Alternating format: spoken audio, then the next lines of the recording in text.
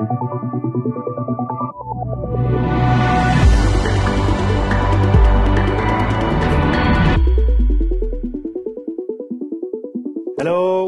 nice to have you all during this session. Welcome everybody. We are here for the breakout session today to talk about how we want to reach success on our CRM digital transformation. I'm Vincent Julian. I'm the VP Alliance for InsideBoard, and I'm here with Patrice Bégoc from BearingPoint. We're going to spend some time with you to share our both experience from different companies, but also some shared experience with our customers. We're going to talk about how we see the different aspects, different tips to be able to succeed on a transformation.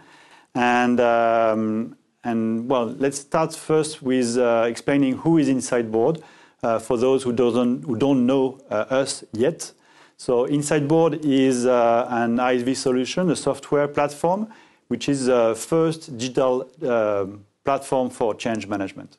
So what we do is, in a large transformation project, we work on the employees to make sure they are engaged, they understand, they know what to do, and they know what to work on and succeed at the end of the project. And to do that, we use artificial intelligence to make that happen. Patrice, do you want to explain you a bit more what you all and what is in BearingPoint? Sure. Hello, Vincent. Thank you very much for having me here with you today. So BearingPoint is a consulting company. We provide consulting and integration services through major accounts all over Europe in different fields, and especially in customer experience. And we are also partners of Salesforce and InsideBoard, obviously. That's why we are here together today. Very good. Well, let's start on the discussion, and let's start by the beginning, which is, in fact, when to start working on a transformation project and what to do, what to start with. The first question is easy to answer, Vincent. When to start? It's now. You can't start in the past, and you have to start really quickly, so just start now. For the second question, which is where do you start? I think a bad idea would be to start with the digital itself, the end product.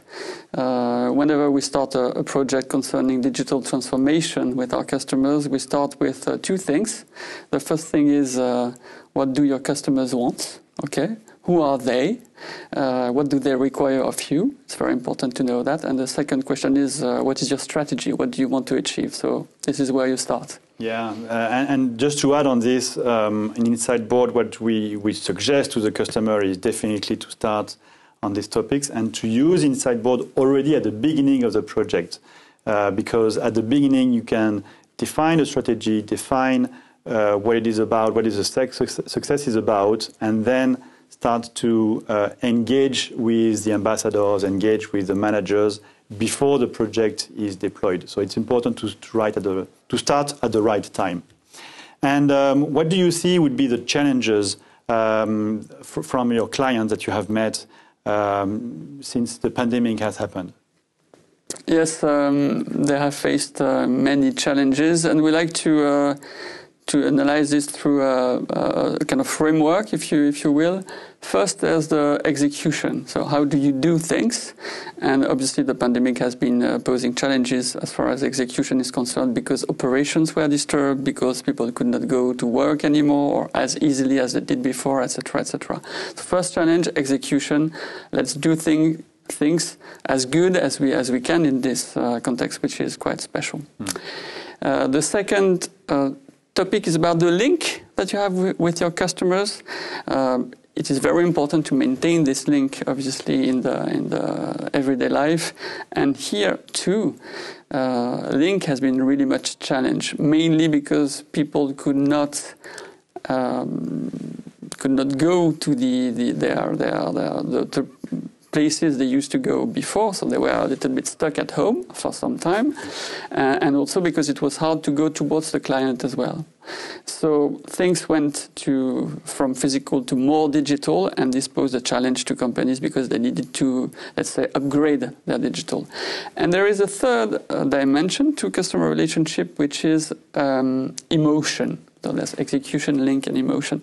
And as far as emotion is concerned, there was a challenge, but it was also an opportunity for companies, because in this particular time, if you did something special for the client, something more, the extra mile, etc., our studies show that the clients are really sensitive to that. And they were sensitive to that at the time, and they will remember it. Okay, so as far as execution is, emotion is concerned, you could be, let's say, you could gain an advantage from this situation. Yeah, that's a good point. And I would like to build on what you said about execution. In fact, execution is also what we saw as, in fact, business continuity.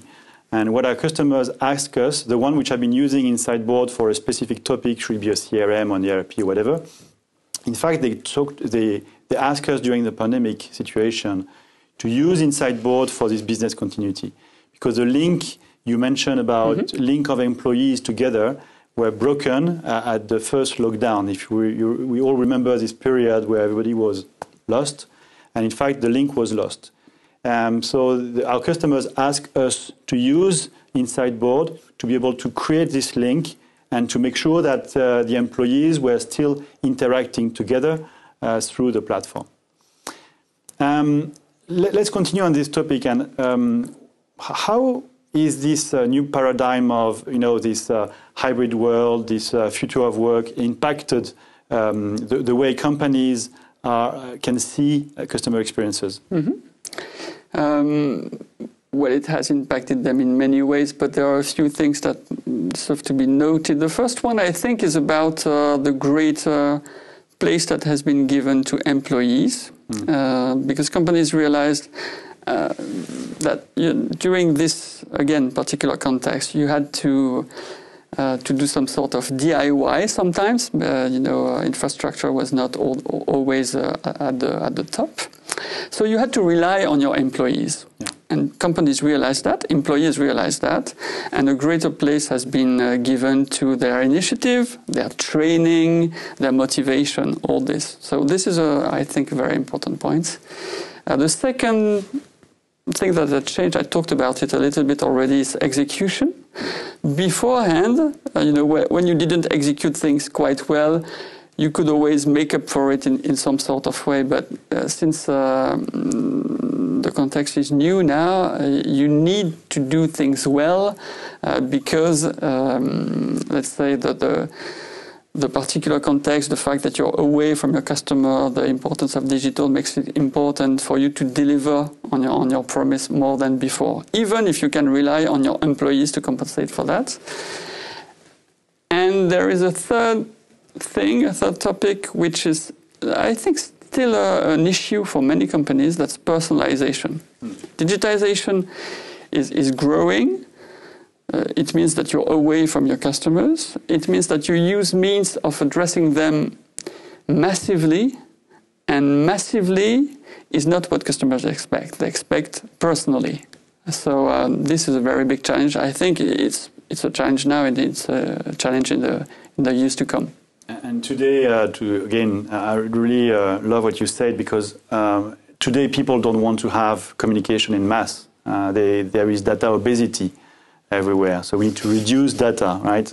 So, of course, you can share information to everybody. You can communicate widely, but if it's not personalized, will I be interested by what is communicated? Probably not. Mm-hmm. And that's the essence of what we build in InsideBoard, is how can we talk to every person on an individual way.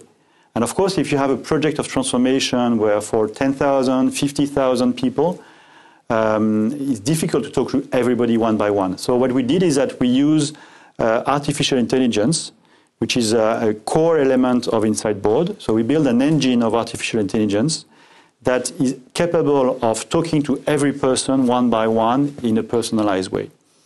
That definitely solve the issue of communicating to a mass level. Mm-hmm. So we talk in a very personalized way, person by person, individual by individual. And once we have done that, once we have the artificial intelligence engine is capable to identify the maturity of every employee in the project of transformation, then it's capable also to push information relevant to this person, to push some specific recommendations of actions, of information he needs to learn, which can be, for example, a best practice for a colleague to be able to move to the next step. And this personalization is definitely a key element. So if we go a step back and we look at the blockers of a project, what would it be for you? Well, there's a few dangers along the road, but maybe two categories of blockers, let's say. First, you have the technical blockers. Some of them are easy to tackle, or at least deserve just the right level of investment. But the risk here is a kind of disconnect, between all the power or the budget or the investment that you put in digital, a kind of front office way of doing business, and all the back office that companies still have that work in the old way, but still that contain all the data that is necessary to be given to the customers, to be shared with the customers, and also front office execution of logistics, for instance. They must take into account what the customer says to the front office machine or machinery or organization. Okay, so this consistency link between back office and front office, very important and quite hard to tackle, depending on the age of your back office sometimes. And the second part of that is a kind of organization or cultural blockers, if you will, that would make some people in companies think that digital is only digital. Okay, that if we do the right thing as far as the website, as the app, as other things are concerned, it will be okay. Whereas digital is like a chain, it has to be solid in every location. Okay, and so culture has to evolve, and so processes have to evolve, organization has to evolve, nearly as fast as this digital, which is going very fast. Yeah, that's true.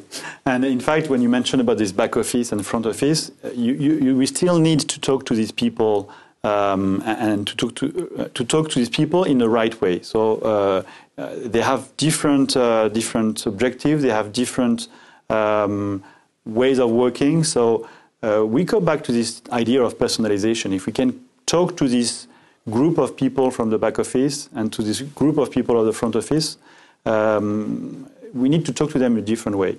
And what we wanted to do is, based on this idea of personalization, is also build communities of success. Mm-hmm. These communities of success, in fact, they share same objectives of success.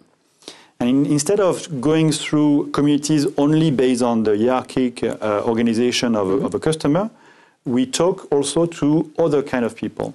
So yes, we'll talk to the sales team, to the marketing team, to the finance team, but also we might need to talk to communities of managers, which are cross business units. We might talk to ambassadors, which are cross business units. We might talk to project leaders or agencies which are spread around the different countries. So we create this level of communities to talk to every person with the same KPI, with the same objectives, so that they get the relevant information. And another element I wanted to mention is the fact that the blockers is often, as you said, is to talk only about the tool and not to talk about the processes which need to be implemented. Because of course, if you implement a customer experience platform, you need for sure to change the way of working, the processes, the behaviors. So we need to tackle this also. And to do that, our methodology that we have deployed with many customers, and you have seen that, is really to focus on three elements. First, we talk about onboarding, then we talk about user adoption, and then we finalize by performance. And we keep that for a long time. To share an example, if one of our customers was mentioning about working on and pushing for opportunities directly on the platform and to work on forecast. But the data was not there. So the quality of the data was not there. So we asked him to focus first on data quality, and we defined objectives linked to data quality. And when we reached data quality, then we move to this performance part. So we need to do that, and maybe some people will work faster than others. We need to take that into account. So some people will take some more time. We need to focus more time and more energy, and the AI engine will focus more energy for them on data quality, and some others will move faster and will go direct to performance. So having said that, let's go to examples, right? Use cases we have seen in real life, because this is a theory, but it's real life. Do you have examples you want to share? Yes, sure. I like, I could share many examples, but I'd like to quote maybe one or two. There's a customer we have, which is a leader in global mobility. Okay, and they have done a really excellent job of transforming themselves as far as customer experience is concerned in every way, in every department of customer experience, and have really turned their organization in a different direction, which has led to a big improvement in their NPS. The group has improved by 8 points, which is quite a lot when you think about it. And they received some awards, but I mean the thing is that they've had a great project, a great transformation project, and it's a journey. It lasted around 1.5 to 2 years, but it proved some results. Also, I would like to quote an institution which is very important for all of us. It's actually the French institution that manages the blood donation. And it's interesting because, and especially due to the pandemic, the supply of blood, people giving their blood, and it's freely, okay, it's voluntary, has dried up. Due to difficulty to go to the places, etc., etc.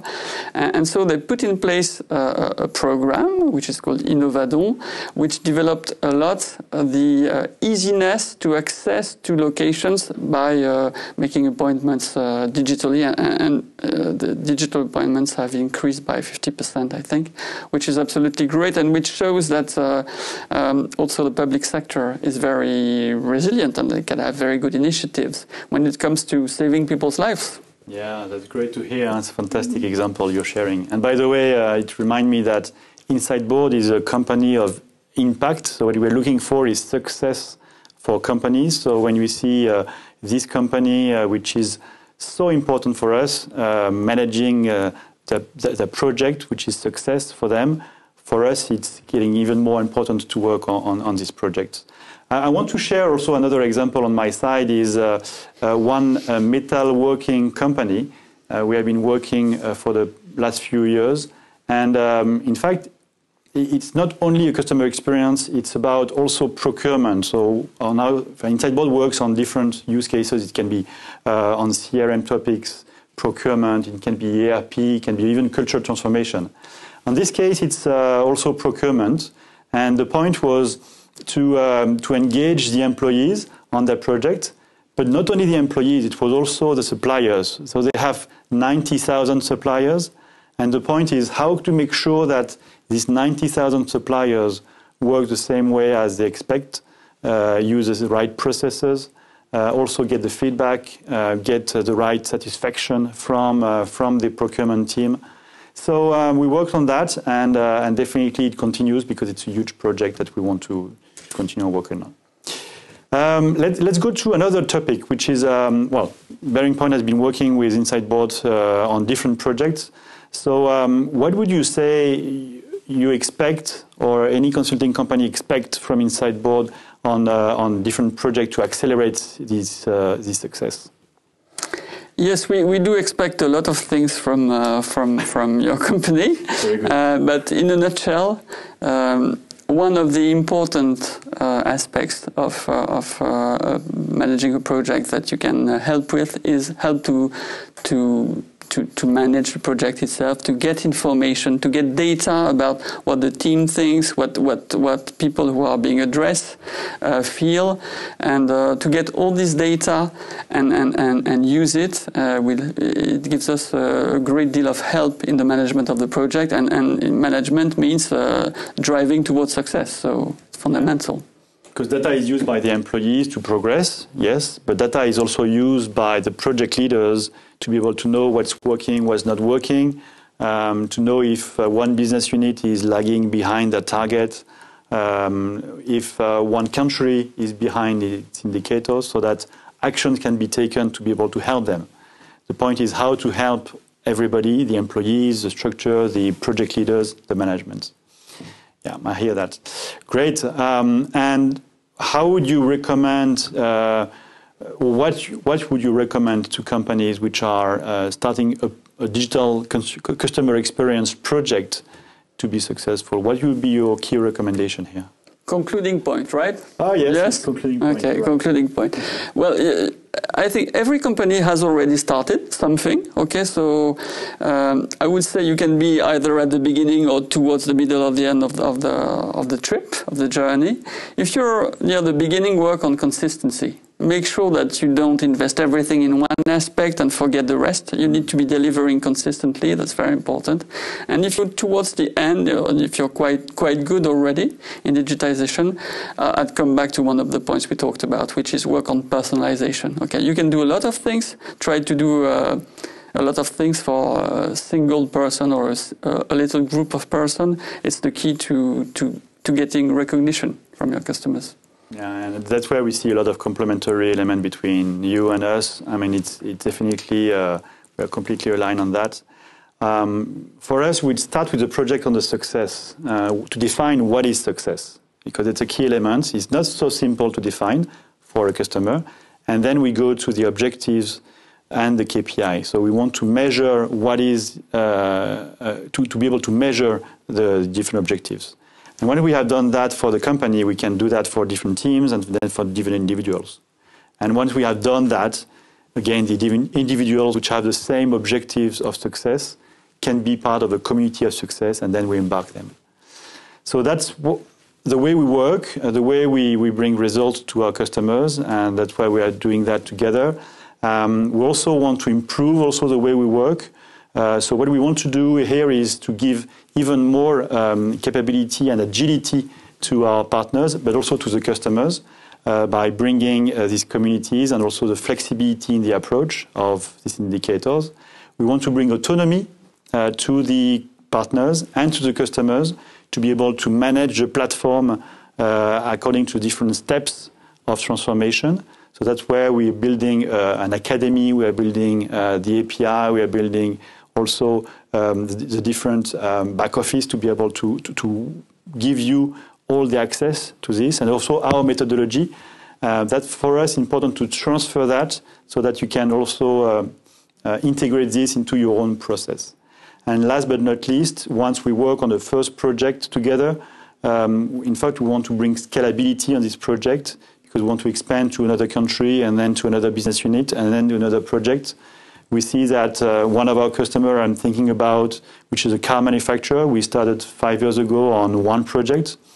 And now we are doing 16 different projects because customers see the value, and that's where we can do that together and expand together on different projects. So that's the way we see it. Thank you all for your attention. We wanted to share our both experiences. I hope you found that interesting. And well, thank you very much and have a good day. Bye-bye.